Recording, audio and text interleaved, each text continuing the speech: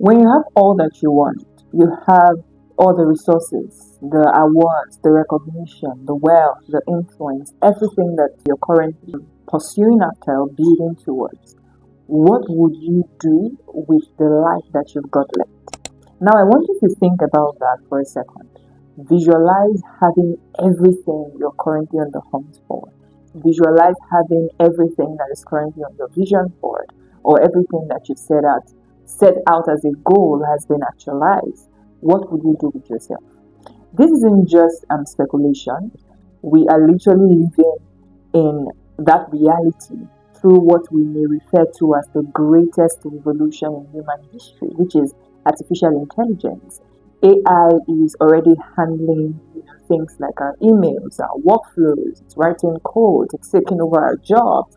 It's giving us back time that we never thought we'd have. In fact, we are all unconsciously just trying to save time. But the question that no one is asking is, to what end? If you could outsource every single thing that you're doing currently for work, what would you actually do with the freedom that you've got left? Because the uncomfortable truth is that for many of us, we've built our entire identity around being busy, around chasing the next milestone and proving our worth through productivity. What do you build when you no longer need to build for survival? How do you define a next level when your next level is no longer defined by the outcomes that you've been chasing? How do you transcend your current level when your motivators have now been satisfied? What becomes possible for you when you're no longer driven by what you lack? You see, as humans, we've become designed to organize our lives and our work around scarcity.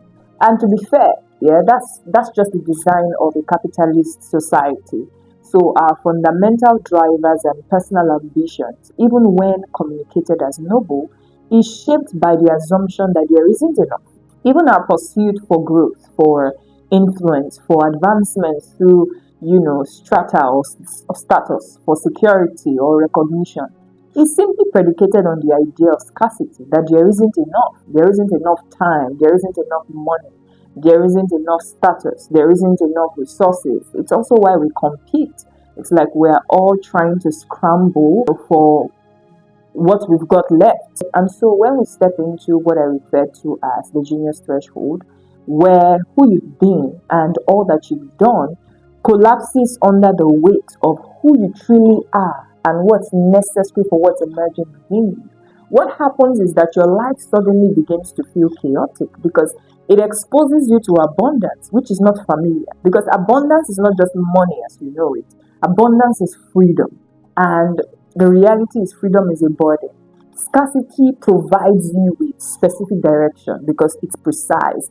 It's either this or that. But abundance is formless. You decide what you want and you choose how it takes form through you. You see, this is why we get confused. This is why we feel stuck at transition seasons. It's also why the question of what next, that quest for clarity can be embarrassing because you've got the receipt that validates and proves that you know what you're doing, right? But now it just seems like you don't.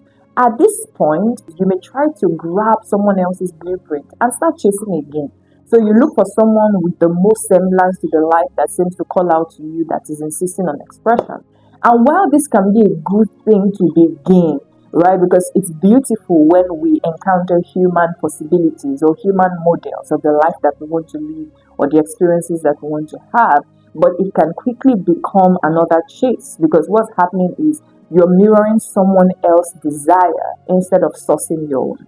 What you couldn't see is that the person that sort of has that semblance or that representation of what you want to build or the life that you want to live is simply a mirror of abundance and not necessarily the image to become or the map, as it were, to embody. You've got to be able to know how to make this distinction because when we've learned how to chase, the only way we tend to make sense of our experiences is to find something else to chase. And that's why I asked the question that I asked at the start of this video. I asked, if you have everything you want, and that's assuming that you know exactly what you want, not what you think you should, what would you do with the life that you have? Would you look to what every other person is doing and seek new meaning from someone else's expression? What will you do with the time you have? What will you do with the life you have? So when you start to ask yourself these questions, it sort of shifts the position that you take in executing the vision that you're executing, and you start to define how you're going to engage such that what you're pursuing becomes an effect of just positioning yourself for what is required. So I'm proposing a better way to build and to lead your life, and to do so in such a way that success becomes an effect, not the hunt. That you're not constantly chasing the next metric or constantly asking yourself, what's the next thing? Because the life that you desire is often not found where you're looking, but where you've been trained not to look. It's the reason why we get confused. It's the reason why we feel like, oh, what am I doing? Because the very nature of success, listen to this, is transient. It's fleeting. It is designed to keep you looped in circles that are beyond your control, where you learn to keep shifting what meaning should look like for you.